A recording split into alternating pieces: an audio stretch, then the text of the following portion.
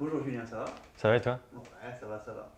Dis-moi, quel était ton parcours avant DTA? J'ai fait un bac S d'abord. Mhm. Et à la suite du bac S, j'ai décidé de m'orienter vers l'ingénierie parce que j'aimais bien les maths et la physique. Et donc je me suis orienté à l'ICAM de Nantes. C'est une école d'ingénieurs généralistes en 5 ans. Et donc j'ai fait 2 années de prépa interne et puis 3 ans de cycle ingénieur. Ah, ok. Et pourquoi est-ce que tu as choisi la formation BI en passant par DTA? J'ai choisi cette formation parce que durant mes études, je n'avais pas fait de spécialisation dans l'informatique décisionnelle, dans la BI. J'avais simplement vu de l'informatique globale, très générale. Et du coup, après l'obtention de mon diplôme en 2017, j'ai essayé de passer des entretiens dans des ESN, dans des entreprises du service numérique.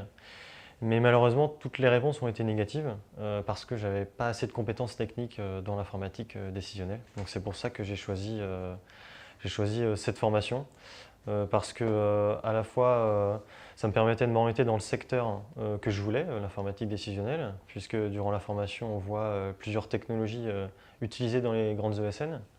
Ce sont des technologies d'alimentation, de restitution et d'analyse de données. Et j'ai aussi choisi la formation parce que c'est professionnalisant, dans le sens où tous les formateurs qui nous forment sur les technos travaillent au jour le jour dans les entreprises. Donc ils ont une approche très concrète du monde de l'informatique. Et puis DTA, c'était aussi l'occasion d'être formé aux méthodes de conduite de projet, comme l'agilité. Et puis ce qui était intéressant aussi, c'est qu'à la fin de la formation, on passe une certification sur SAPBO, c'est un logiciel qui est reconnu par toutes les entreprises aujourd'hui. D'accord. Et au niveau de la transition entre la formation et ta prise de poste, pour toi ça s'est passé comment? Ça s'est très bien passé. À la fin de la formation et avec toutes les technos vues durant la formation, je me suis senti prêt à la prise de poste. Et donc DTA m'a trouvé un poste dans une ESN et dans laquelle je travaille toujours actuellement. Et puis voilà, j'ai été rassuré dès les premiers jours puisque j'ai intégré une équipe dans laquelle j'ai rencontré beaucoup de personnes qui, comme moi, avaient fait DTA. Donc ça, c'était rassurant. Et puis voilà, j'ai été placé sur un projet qui utilise une techno vue durant la formation. Donc c'était top. D'accord, donc quand t'es arrivé, t'étais prêt finalement. Exactement. Ouais. Et est-ce que tu peux nous parler un petit peu plus voilà, du projet sur lequel tu travailles actuellement? Donc après, en gros, hein, c'est un petit peu le secteur, les technologies, comment ça se passe aussi l'ambiance, comment ça se passe les pauses, Ok. etc.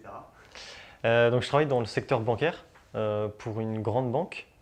Je travaille dans une équipe d'environ 15 personnes et la moyenne d'âge est d'environ 30 ans, donc c'est assez jeune, c'est plutôt cool. Je travaille sur DataStage, c'est une techno d'alimentation de données qu'on a vu durant la formation. Euh, voilà, plus concrètement, tous les mois, on reçoit des fichiers du client et puis on les traite avec le logiciel DataStage. Et puis on vient charger une base de données à laquelle le client a accès et il peut voir les données telles qu'il a exprimées dans son cahier des charges. D'accord. Et au niveau de l'ambiance, ça se passe très très bien. Je m'entends bien avec tous mes collègues. Voilà, on travaille dans la bonne humeur et voilà, je suis content d'aller au travail. J'y vais pas à reculons, quoi, j'y vais pas en marche arrière. Voilà, il y a toujours des petits événements d'organiser, comme voilà, le petit-déj chaque semaine, quelquefois des after-work. Et là, en l'occurrence, durant la Coupe du Monde, on a organisé un petit concours de pronostics interne. D'accord. Et puis voilà, par exemple, ce soir, il y a le match de la France et l'entreprise nous propose de regarder ça sur le temps de travail.